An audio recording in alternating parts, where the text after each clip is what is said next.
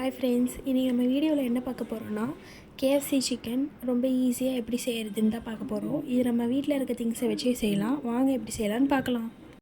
ஒரு பவுலில் 1 cup milk add பண்ணிக்க போகிறோம். இதில் நான் ஒரு ஆஃப் லெமன் எடுத்து அதோடய ஜூஸ் ஆட் பண்ணிக்கிறேன். இதை நல்லா கலக்கணும். இதில் chilli powder, turmeric powder, black pepper, salt இதெல்லாம் ஆட் பண்ணிவிட்டு நல்லா கலக்கிக்கணும்.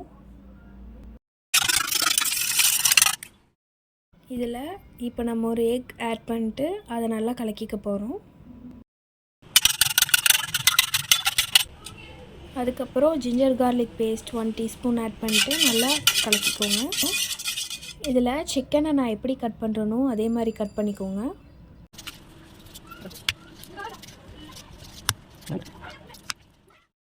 இப்போது நம்ம பண்ணி வச்சுருந்தோம் இல்லையா, அந்த லிக்விடில் சிக்கனை நல்லா சோக் பண்ணிக்கோங்க. இது ஒரு 1 hour நல்லா சோக் ஆகணும். அது வரைக்கும் நம்ம க்ளோஸ் பண்ணி வச்சுக்கலாம். 1 hour later. இப்போ 1 hour ஆயிடுச்சு. சிக்கன் நல்லா சோக் ஆயிடுச்சு.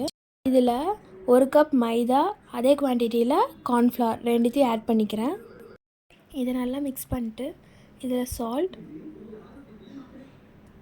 Black pepper, coriander powder, chilli powder இதெல்லாம் சேர்த்து நல்லா மிக்ஸ் பண்ணிக்கலாம்.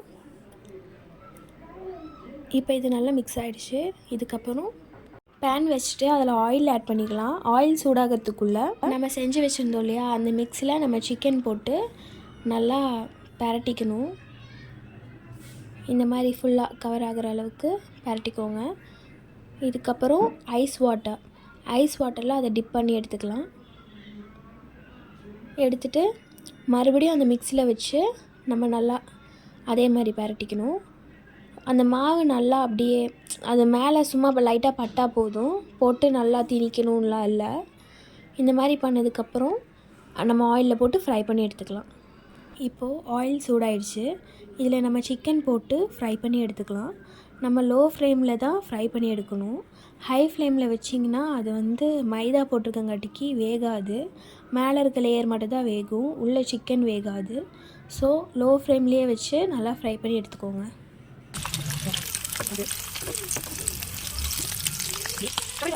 சிக்கன் ஃப்ரை ஆகிறதுக்குள்ளே நம்ம டிப் ரெடி பண்ணிக்கலாம். இதில் மயோனீஸ் ஆட் பண்ணிக்கணும். மயோனீஸ் நீங்கள் எந்த பிராண்ட் வேணாலும் ஆட் பண்ணிக்கலாம். நான் ஹெல்மேட்ஸ் அந்த மயோனீஸ் தான் ஆட் பண்ணியிருக்கேன். இதில் சில்லி சாஸ் ஆட் பண்ண போகிறோம். நீங்கள் டொமேட்டோ சாஸ் வேணாலும் ஆட் பண்ணலாம். ஆனால் சில்லி சாஸ் ஆட் பண்ணும்போது டேஸ்ட் டிஃபர் ஆகும். ஸோ நான் இதை ஆட் பண்ணிவிட்டு நல்லா மிக்ஸ் பண்ணிக்கிறேன். அவ்வளோதான், நம்மளோட home made KFC chicken ready ஆகிடுச்சு. இதை நம்ம பிளேட்டில் சர்வ் பண்ணிக்கலாம்.